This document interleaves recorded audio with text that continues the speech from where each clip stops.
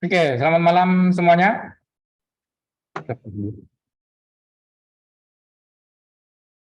Oke, untuk malam ini berhubung ya hujan dan ya Anda tidak bisa ke sini, jadi saya buka kelasnya online aja lewat Zoom-nya ini. Ini 40 menit Zoom, jadi nanti kita akan putus 40 menit, habis itu ya join lagi, itu aja ya. Oke, untuk materinya sudah saya uploadkan semuanya ke Simponi belum? Simponi sudah, nanti akan saya uploadkan ke Spon juga untuk materi yang lebih detailnya. Oke, saya langsung saja untuk yang teman-teman lainnya silakan diinformasikan untuk linknya ya. Oke. Nah, untuk kali ini kita akan bahas namanya protokol IoT. Ini melanjutkan tentang namanya arsitektur IoT yang kemarin itu ada bahas. Jadi kan kemarin kita lihat arsitektur IoT itu banyak banget tuh aja ya, emang nggak ada standarnya yang baku tuh. Nah, cara ngomongnya pun banyak itu aja macam-macamnya. Nah, di sini kita akan lihat seperti apa untuk protokol IoT yang sering dipakai, yang nantinya akan Anda banyak temui ketika Anda akan mengimplementasikan sebuah sistem IoT. Oke, langsung share aja screen saya.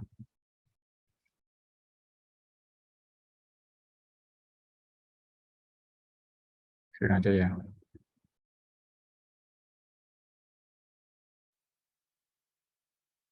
Oke, ini udah kelihatan?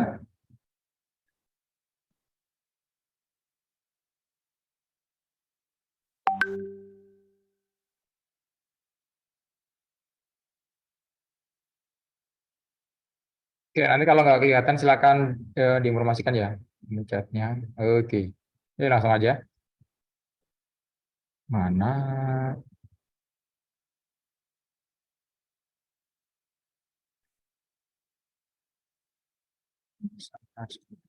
Oke, dah. Ini saya hide aja ini.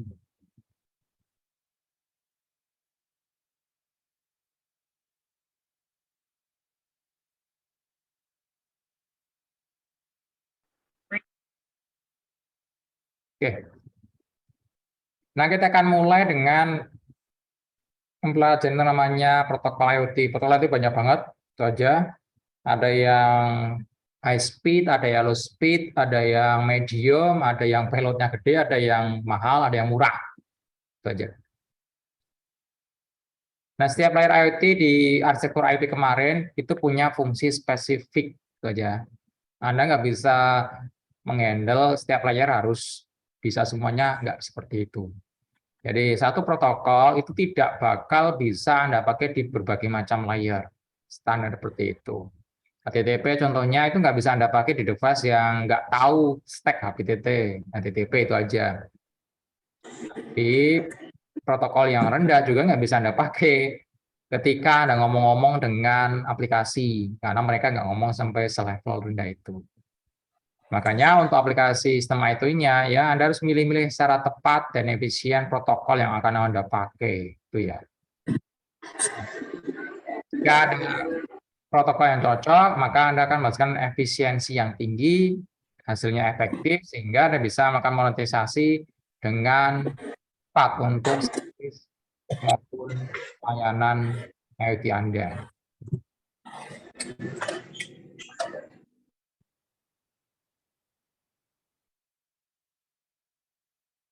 Oke, goal-nya itu ya. Nah, kemarin kita udah bahas beberapa arsitektur IoT. Nah, di sini kita akan lihat protokolnya seperti apa. Jadi secara umum, kemarin kita udah lihat bahwa arsitektur IoT, kalau kita layernya ada dari objek, ini device, lalu objek abstraction, service, aplikasi, sampai business layer. Setiap layer ini dia punya protokol sendiri-sendiri. Yang pertama di bagian bawah, mulai dari objek sampai abstraction, dia ada nama infrastructure protocols. Lalu di atasnya ada Service Discovery Protocols, lalu yang paling atas namanya Application Protocols. Kita lihat itu aplikasinya, protokolnya apa aja, gunanya apa, seperti apa untuk arsitekturnya, ya. Nah, ini kategori untuk protokol-protokol yang banyak dipakai di sistem IoT. Yang pertama, yang paling bawah, hubungan device, node, itu namanya infrastructure protocols. Di sini kalau kita lihat dari ISO TCP, IP ya, itu di situ ada masuk physical atau device layer, ada link layer, ada network layer, ada routing protocol.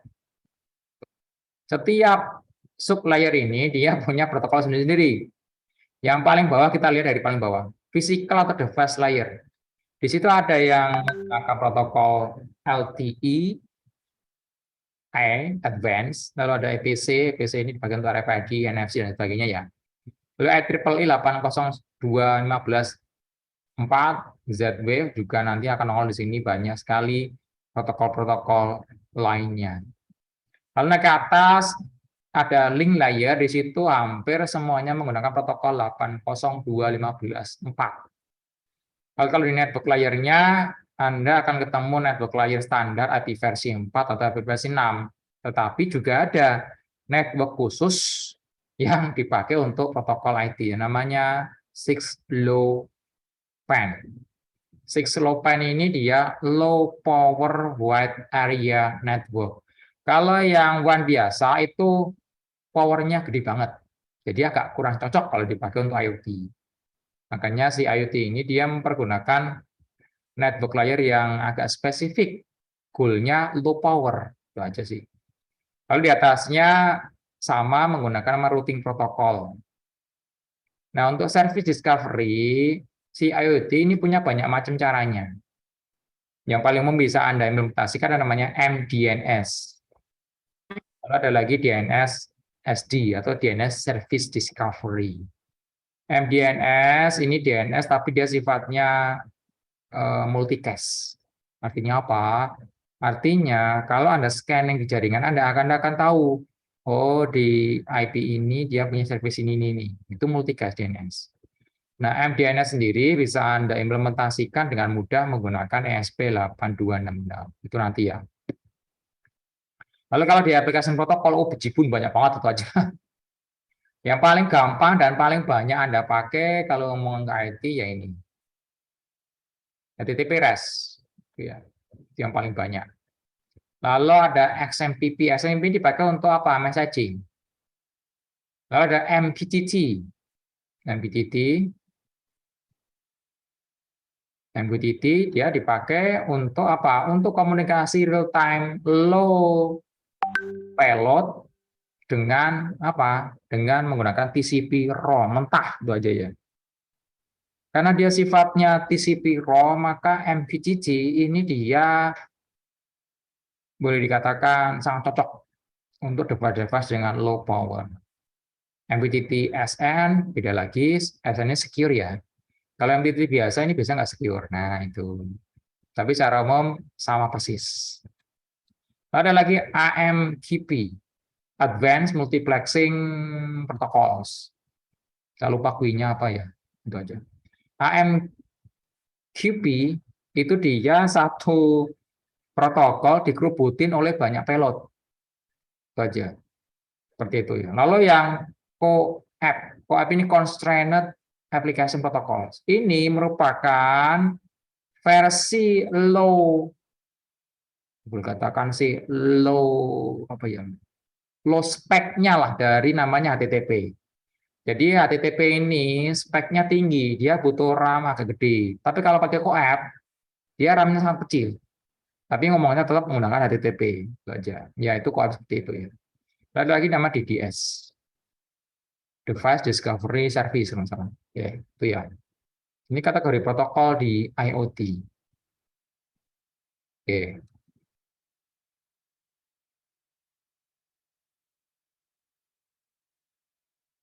Saya clear dulu. Ini sudah ya. Sudah ada clear. Ini saya letakkan bawah sini aja. Nah. Oke. Kalau untuk infrastruktur protokol, nanti kita akan lihat mulai dari bagian bawah sampai atas ya. Oke. Kita langsung aja. Routing protokol low power and lossy network. Ini yang kita ambil dari atas dulu ya. RPL atas itu, routing protokol dulu. Oke, routing protokol ini basisnya IP versi 6. Kenapa kok dipakai IP versi 6? Nah, itu pertanyaannya itu. Ternyata IP versi 6 ini dia memiliki fitur yang memudahkan penambahan service discovery. Itu IP versi 4 nggak bisa. Makanya untuk routing protokol untuk IoT itu dia kebanyakan menggunakan RPL ini. Routing protocol for low power and lossy network. Low power, iya, dia low power. Lossy network, ingat jaringan IoT itu tidak dapat Anda andalkan. Kadang bagus, kadang juga jelek.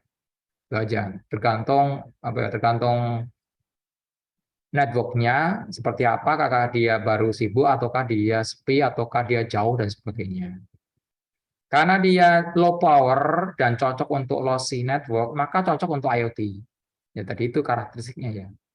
Karakteristiknya ini, energy saving. Kenapa? Low power. Anda pakai baterai pun bisa aja. Tahan sampai 3 bulanan bisa. Lalu trafficnya banyak. Selain unicast, ada multicast, ada SSDP, dan banyak banget itu aja. Mengikuti standar IP versi 6.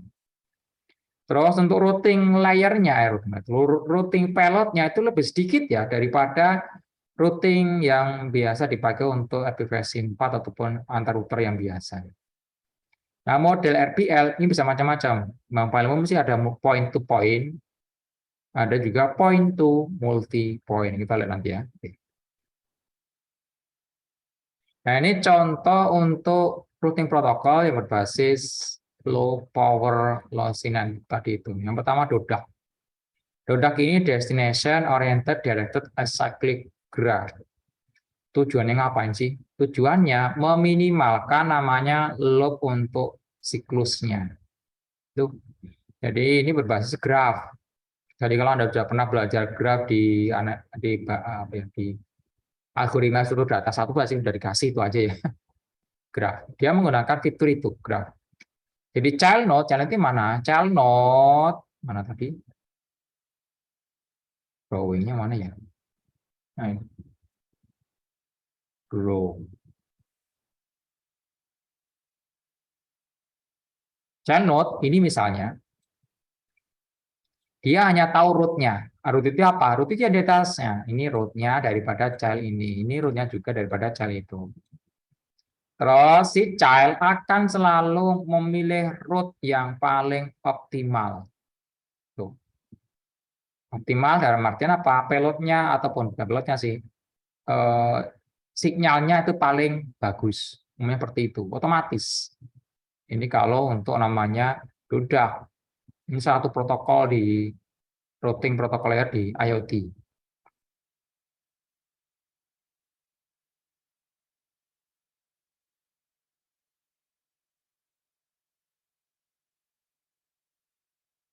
Nah, ini beberapa parameternya lengkap dengan yaitu serial number-nya.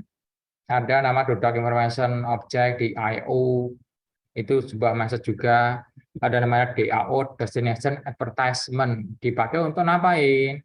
Dipakai untuk memberikan informasi kepada node lainnya tentang namanya si node yang sedang berada dalam jaringannya. Lalu ada namanya DODAC Information Solicitation. Dipakai untuk ngapain? Untuk mengetahui tetangganya si DODAC node-nya yang mana aja sih yang bisa saya capai. Lalu kalau serial number-nya 4, ada namanya DAO Acknowledgement. Dipakai untuk ngapain? Dipakai untuk merespon dari request-request yang 1, 2, 3 itu. Ini kalau di DODAC seperti ini ya. Tuh. Itu salah satu protokolnya. Ada lagi protokolnya untuk namanya IEEE 802.15.4 ini yang paling banyak dipakai. Itu ya, paling banyak dipakai. Dia memiliki karakteristik medium access control dan low power network, sama seperti RPL tadi dan 6 low PAN, sama sih. Auto maksimal node-nya itu 65.000 node, 16 bit ya. Dia ada enkripsinya, ada, autentifikasinya ada, itu aja. Tetapi cilakanya dia ada namanya QoS. Jadi hampir sama seperti UDP ya. Tuh. Rate-nya bisa Anda pilih. Kalau Anda menggunakan frekuensi 2,4 GHz, ini frekuensi Wi-Fi standar ya, itu Anda bisa sampai 250 kilobit per second. Cepat. Tapi kalau frekuensi makin turun, maka otomatis rate data Anda semakin turun. Tuh. Karena dia ngapain low power tadi itu. Nah, modenya bisa dua ini. Yang pertama FFD, Full Function Device. Artinya apa? Artinya bahwasanya sebuah device itu bisa jadi star, bisa peer-to-peer, bisa cluster tree. Support tiga itu. Tapi kalau yang reduce, RFD, dia hanya support star topologi saja. Nah, itu bedanya di situ ya. Contoh yang seperti ini. Kita lihat.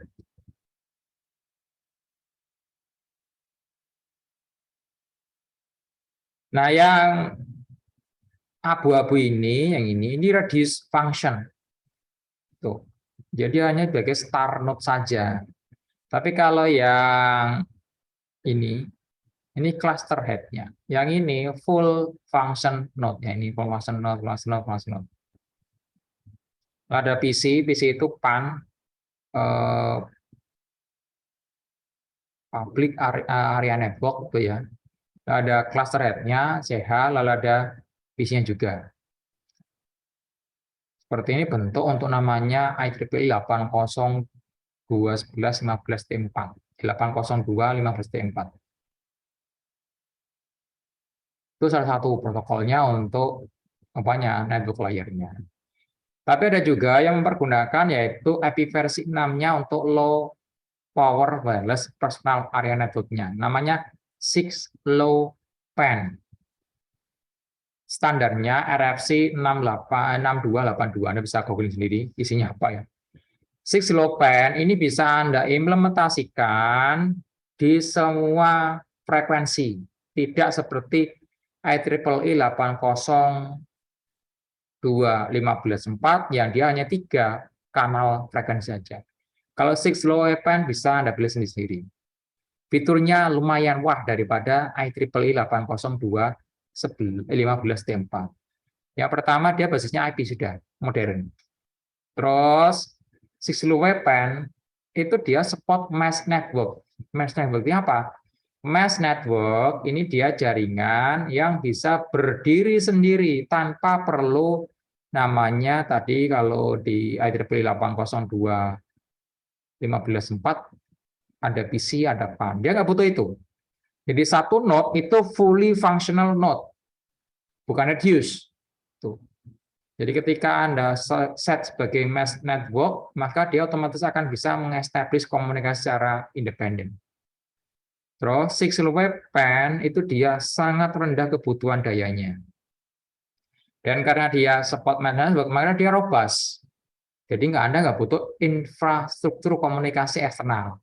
Cukup ngomong-ngomong antar node aja sudah bisa, itu aja. Itu 6LoWPAN. Ya. Nah, umumnya seperti ini kalau Anda punya 6LoWPAN.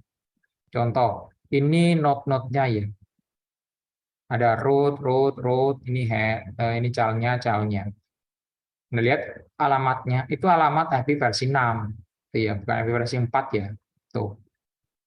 Lalu ada 6LoWPAN edge router-nya. Edge router ini dia akan ngomong-ngomong dengan router yang lebih besar saja. Lalu di sini ada PC, router lain lagi. Baru dia connect ke internet. Nah, itu. Nah, karena ini sudah ngomongnya IP base, maka enak saja Anda melakukan routing dan sebagainya. Ya. Ini 6LoWPAN seperti ini. Oke, kalau kita ngomongin tentang namanya stack untuk protokolnya, maka secara lebih sederhana kita bisa lihat pada ilustrasi seperti ini. Jadi kalau Anda punya OSI model yang sangat umum ya, Anda punya physical, data link, network, transport, and application layer. Maka kita bisa sederhanakan yaitu menggunakan 6LoWPAN. Weapon Stack. Jadi dia memanfaatkan IP versi 6 Six Low Weapon Stack dipakai untuk membangun sebuah model komunikasi infrastruktur untuk IoT. Yang di bawah tetap masih menggunakan IEEE 802.15.4, tapi low level. Kalau yang di atasnya sudah include dengan namanya MAC atau IP function sudah. Kalau yang di bawah ini belum ada. Di atasnya mempergunakan network layer-nya 6 low weapon, lalu ada di atasnya memilih IP versi 6 lengkap dengan routing protocol layer-nya. Di atasnya lagi kita bisa pakai standar internet protokol UDP maupun TCP. Lalu di atasnya kita bisa pakai application protokol banyak banget. HTTP, CoAP, MQTT, WebSocket tadi itu. Itu protokol untuk jaringannya. Kalau untuk sisi device, maka protokolnya banyak banget itu aja ya. Saya mulai dari protokol yang lazim Anda temui sekarang, BLE, Bluetooth Low Energy. Ini sering disebut sebagai Bluetooth versi 4. Kalau sekarang sih sudah ada Bluetooth versi 5 saja ya. Coverage-nya lumayan daripada Bluetooth biasa Anda. Dia coverage-nya 100 meter radiusnya. Power-nya dari 10 miliwatt, itu watt ya bukan volt ya, sampai dengan 0,01 miliwatt sampai 10 miliwatt. Kalau yang BLE kelas atas, dia bisa sampai 1 watt. Itu sampai 2 km masih jalan. Bluetooth ya. Dia high speed, low delay. Nah itu. Bedanya dengan BL klasik atau Bluetooth klasik, kalau Bluetooth low energy nggak perlu pairing. Itu. Ketika ada node BLE menemukan BLE lain, maka mereka bisa saling komunikasi. Tuh. Makanya kalau Anda sekarang lihat Bluetooth itu sekarang banyak dipakai untuk high fidelity audio. Kenapa ya? Dia high speed tapi low latency. Enaknya itu ya. Cukuplah untuk 100 meter speaker. Nah, BLE itu dia arsitekturnya seperti ini. Ada dibagi dua, ada controller, ada host. Oh, ini namanya BLE stack ya. Jadi di host sama controller. Controller ini paling bawah. Jadi dia urusan ke hardware apanya? Ke hardware BLE-nya. Di hardware BLE ada namanya physical layer-nya, receiver-nya di situ, transmitter di situ. Ada link layer, ada host control interface. HCI, host control interface, ini dia menjembatani antara controller dengan host. Jadi si host bisa ngapain? Si host bisa tahu status daripada controllernya sedang ngapain sekarang. Lalu kalau ada advertisement, maka dia bisa ngirim message ke hostnya. Lalu di atasnya lagi namanya L2 CHAP, itu Logical Link Control and Adaption Protocol. Di atasnya untuk urusan keamanan, ada Security Manager sama atribut protokol, ATD. Lalu yang biasa Anda pakai di Android itu dua ini, generic attribute profile sama generic access profile. Dua ini yang biasa Anda pakai di Android. Itu aja ya. Di BLE stack-nya sih. Itu aja. Yang bawah-bawah ini biasanya nggak Anda bakal temui, itu aja. Kecuali Anda develop node berbasis BLE. Nah, physical layer tadi itu dia adalah modul hardware BLE-nya. Saja ya. Dia ngurusi transmisi dan power regulation-nya sesuai dengan rule yang ada di negara atau lokasi tempat BLE node-nya itu dia berada. Ya compliance. Nah, kalau link layer, di situ ada media access control, MAC, ada error control, dan connection analysis, staff flow control. Itu tugasnya si link layer. Kalau HCE ini nge-bridge, menghubungkan antara controller dengan si hostnya. Dia menyediakan apa? Menyediakan mekanisme untuk perintah, komen, event, maupun interface untuk kirim maupun menerima data. Itu HCI tugasnya itu. Kalau untuk logical link control adaptation protocol dipakai untuk apa ini? Multiplexing data. Jadi kalau pakai BLE, satu frame itu bisa banyak data. Lalu dipakai juga untuk fragmentasi data. Contoh, datanya besar, maka Anda bisa pecah-pecah datanya. Lalu tugasnya juga ngapain? Mengassemble datanya. Jadi kalau sudah dipecah-pecah, diterima lagi, dia bisa menyatukan lagi dengan benar. Tuh. Itu tugasnya L2 cap. Ya. Lalu di atasnya lagi ada profile. Profilnya yang pertama namanya generic access profile. Bukan GAT ya, tapi GAP. Dia ngapain? Dia mengurus proses discovery, lalu connection-nya, lalu sampai model komunikasinya. Di BLE itu ada 4 model komunikasi ini. Yang pertama broadcaster. Broadcaster ini dia ngirim advertisement. Jadi sebuah node itu dia pertama akan broadcast informasinya ke node-node lain yang ada di sekitarnya. Harapannya kalau ada BLE lain bertindak sebagai observer, itu dia bisa nerima broadcast-nya dia. Nah, itu ya. Observer, ya dia tugasnya menerima advertisement dari si broadcaster. Kalau peripheral ini satu model komunikasi di mana si node-nya itu dia menerima koneksi data fisik dan bertindak sebagai slave. Jadi Anda bisa perintah saja, nggak bisa dia ngirim data tanpa diperintah. Lalu sentral ini dia akan menginit proses koneksi data secara fisikal dengan peripheral. Nah, kalau GAT ini lebih ke service discovery. Ya. Jadi si GAT ini dia ada 2, klien dan server. Si GAT klien dia tugasnya meminta data saja. Si GAT server tugasnya nyediain datanya. Tuh. Nah, protokolnya sendiri kalau di BLE ada namanya ACC protokol. Tuh. Dia standar ya untuk protokolnya. Kalau untuk keamanannya ada namanya Security Manager Protocol. Ini protokol di BLE yang tugasnya untuk ngurusi keamanan saja. Jadi sudah dibedakan secara khusus protokolnya.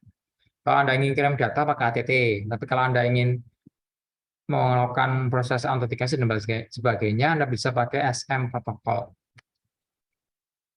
Nah, terus yang lainnya ada namanya EPC Global. Ini salah satu protokol IoT juga, tapi sifatnya terbatas. EPC Global ini dulu punyanya Philips. Oke, lalu ya karena dia ngembangin Philips, maka sama mereka proprietary pertama kali. Tapi setelah itu dibikin dia open source sehingga orang bisa pakai apa? Protokol EPC global ini. EPC global ini dia adalah dasar teknologi RFID yang sekarang Anda pakai. Anda pakai e-money, Anda pakai NFC itu semuanya berbasis EPC global ini. EPC global open source, scalable, terus reliable, lalu ada namanya object identifier-nya dan service discovery-nya, unik saja.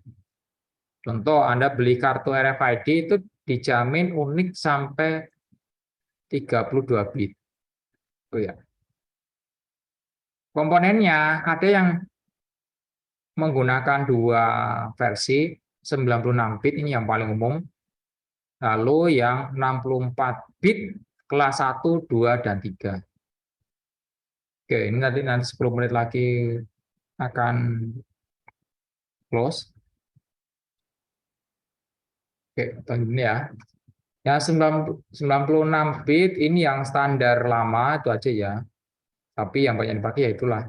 Kalau 64 bit, dia bisa menghandle sampai 16.000 perusahaan, 9 juta produk dengan 33 juta seri per produk.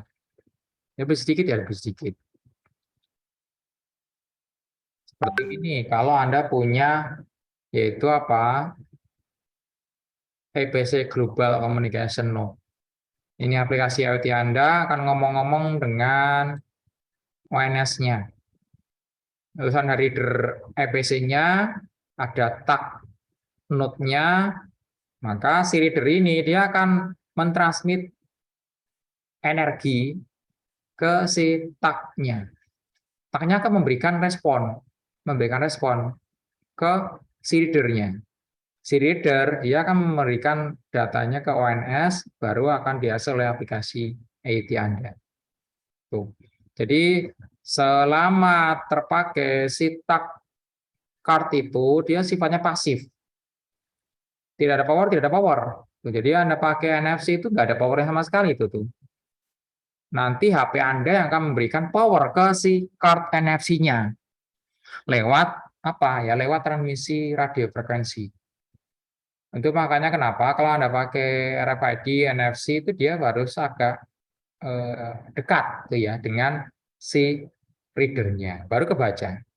Ya, karena nggak kuat powernya. Tuh ya. Nah, untuk standar 96 bit ini pembagian seperti ini. Ada 8 bit, ada 28 bit untuk EPC Manager, ada objek kelasnya ada 28 bit, ada serial numbernya 36 bit. Nah, itu. EPC Manager bisa dipakai untuk memberikan informasi siapa sih perusahaannya. Nah, itu. Kalau objek kelas ini umumnya dipakai untuk memberikan informasi produknya apa, termasuk apa. Lalu serial number tentu saja dipakai untuk membedakan antara satu node dengan node lainnya. EPC sendiri dia punya kode berbeda-beda. Kita lihat ya. EPC 0 kodenya itu read only. Tipenya pasif tag. Jadi pasif itu berarti nggak ada power, nggak ada. Contoh Anda pakai flash BCA, itu dia pasif power. Bukan read only, tapi read and write. Lalu EPC yang level 1, write once, read only. Write once, read only. Yang write once, read only, ini biasanya dia ketika personifikasi kartu. Biasanya dipakai untuk OTP. Lalu yang kedua, read or write, tapi yang pasif. Kalau yang ketiga, itu adalah read or write semi-pasif. Kalau yang keempat ini lebih tinggi, read or write, tapi dia aktif. Aktif artinya apa?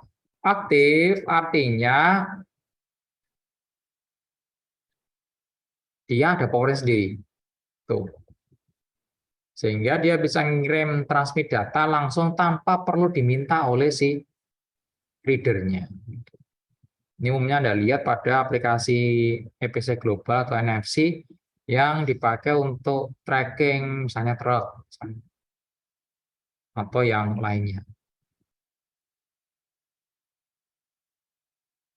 Lalu yang sekarang Anda pakai LTE. LTE itu long term evolution hanya apa kita lihat ya. Advance. Orang sering nyebutnya dengan 4G LTE. Ya. Ini high speed wireless mobile network ya, high speed. Dia punya beberapa service, ada live event streaming, jadi bisa Anda pakai untuk event streaming ya. Ada real time TV streaming. Nah ini. Karena dia high speed cocok untuk streaming memang. Lalu service lainnya, contoh untuk update, broadcast, network dan event-event maupun yang lainnya. LTE ya, kalau sekarang Anda pakai ya bagus tuh aja ya. Kalau di tempat saya di Raja Wali sini cuma dapat 4G sini.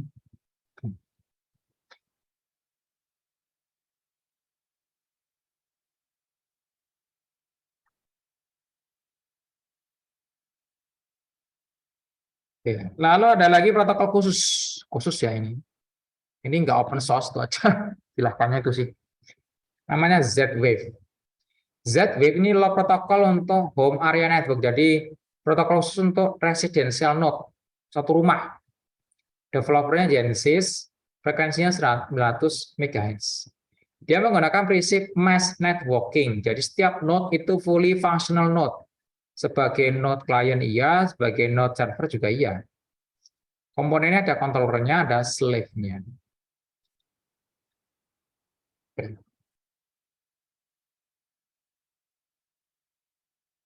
Lalu yang umum lagi adalah menggunakan Zigbee. Zigbee ini juga dipakai untuk home area network. Dia low power iya, tetapi cost-nya lumayan. Lumayan mahal sih.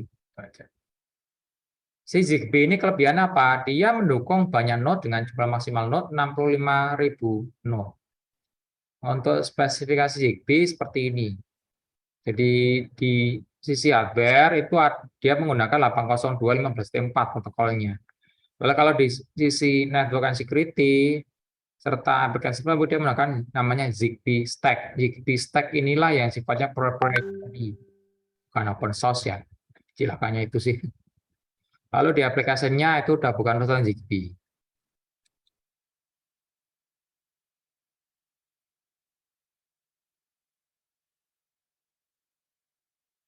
Nah, kalau untuk penggunaan sendiri sih banyak itu aja ya. Mulai dari industrial sampai ke home automation. Penggunaannya banyak. Oke. Nah, itu untuk protokol-protokol yang dipakai di IoT secara umum seperti itu. Itu protokol untuk komunikasi. Ada juga protokol yang spesifik untuk proses namanya discovery atau service discovery. Tuh. Oke, sekarang kita lihat dulu untuk yang service discovery. Ada nggak ini? Bentar ya. Ini. Ini.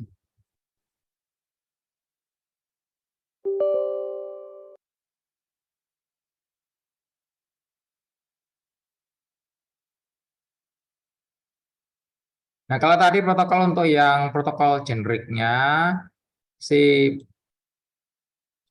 IoT, dia juga punya protokol untuk namanya service discovery. Jadi, ini satu protokol khusus dipakai untuk memberikan informasi kepada node-node lainnya apakah fitur yang terdapat pada sebuah device IoT node-nya. Tuh, gunanya itu. Jadi, ya khusus ya protokolnya. Nah, kenapa muncul protokol ini? Yang pertama, IoT Anda lihat sendiri itu node-nya bisa banyak banget bejibun aja. Kita pengennya, usernya pengennya memanage service dari berbagai macam device dengan cepat, efisien, dan otomatis tanpa terlalu banyak ribet. Sehingga muncul berbagai macam protokol untuk kebutuhan discovery. Tuh.